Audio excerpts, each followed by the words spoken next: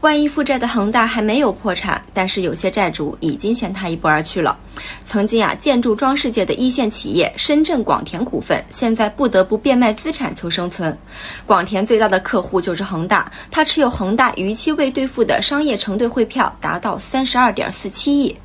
恒大如果能稍微还一点，广田还不至于撒锅卖铁。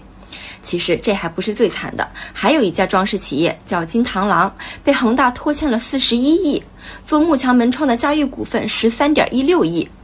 至少他们还能勉强的活着，还有点点希望等到恒大还款，有些可真的等不到了。跟恒大有业务的3家特级企业和4家1级企业，因为被拖欠工程款，不得不宣布破产。